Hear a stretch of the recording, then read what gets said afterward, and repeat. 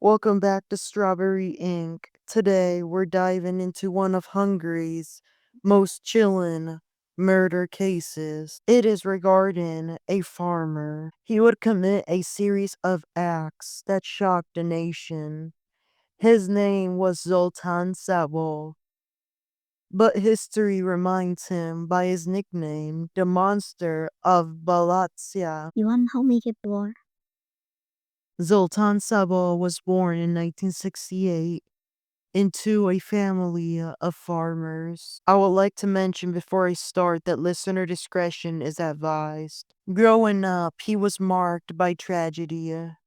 His dad died when Zoltán was pretty young, and later, his brother, who had shared a farm with him, died by suicide, hanging himself.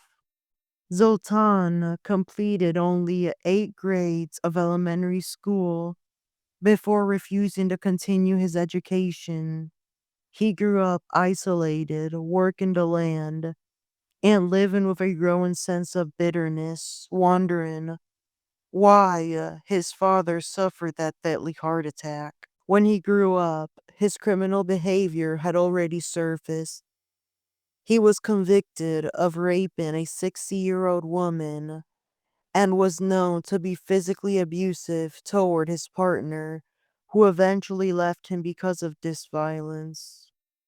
Afterwards, Zoltán lived alone in his farm. His odd agricultural jobs and at times harvest time arranged seasonal Romanian workers for employment and housing. Meanwhile, the end of Yugoslav civil war in the 1990s brought an increase in traffic along Hungary's fifth highway. Merchants, migrants, criminals, and sex workers, some of them would become Szabó's victims. The killings began in 1998. His first confirmed victim was a woman working at a bar. On April 28th that year, Szabó lured her into his farm. There, he struck her repeatedly with a heavy object, killing her. He dismembered her body and buried her in a pit near the farm. His second victim suffered the same fate, lured to the farm, struck fatally, then dismembered and hidden in the same burial site. Her head was never recovered.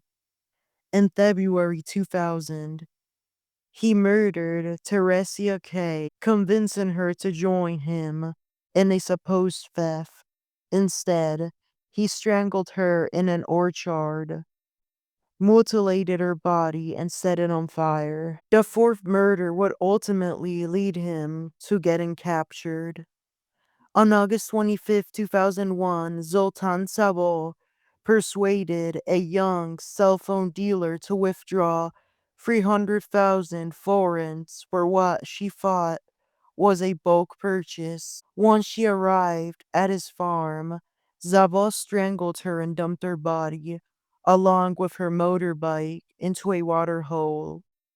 But Szabó may have killed more. In one case, he was suspected of murdering Monica K., a sex worker who was last seen with him. Her body was later found mutilated by trains, but evidence was too weak to accuse him officially of this crime. He even hinted at a sixth killing, though details were murky. Investigators also suspected him of murdering a Romanian family of 5 who had vanished. The lead detective investigating Sabot so strongly believed in guilt, so he asked him to reveal the bodies and its locations, offering 500,000 forints for each. Despite large-scale excavations near his farm, only 4 confirmed victims were recovered. By forints, I am talking about Hungarian money. On March 6, 2002, police closed in on Zoltán Szabó's farm in the rural town of Hungary. They had traced the missing phone dealer's records back to him. When officers arrived, Zoltán did not resist. He was calm, almost as if he expected them. Soon, the search of his property revealed human remains, confirming years of suspicion. Zoltán was put into handcuffs and taken to the Songrad County Police Headquarters, where he eventually confessed to 4 murders.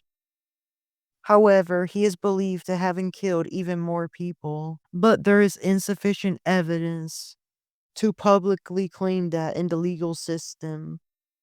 Shortly after his arrest, Zoltán appeared before investigative judge Erika Molnar at the Songrad County Court.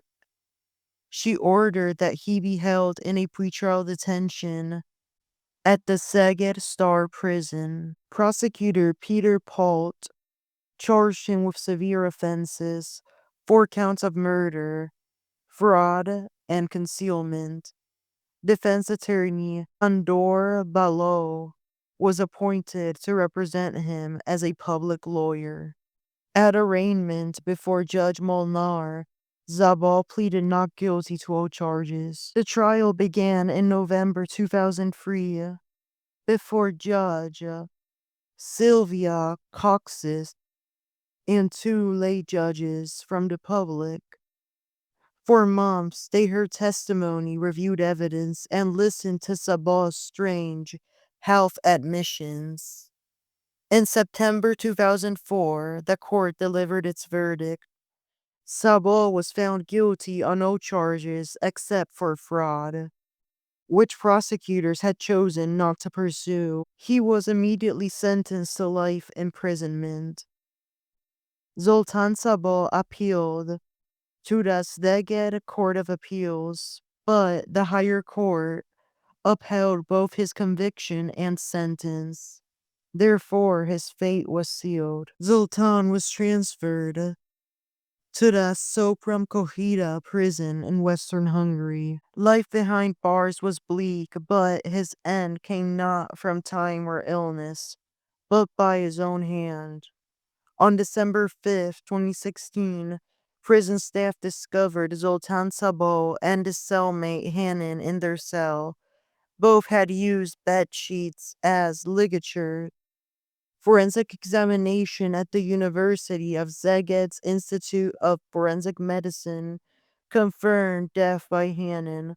Officials reported that Szabó had vomited during the act, which contributed to his suffocation.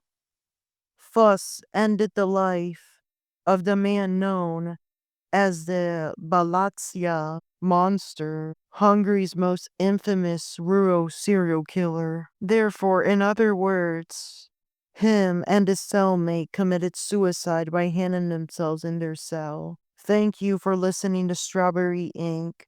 If you found today's episode haunting, remember to share it and follow for more deep dives into the darkest crimes in history all over the world. Have a good rest of your day and take care.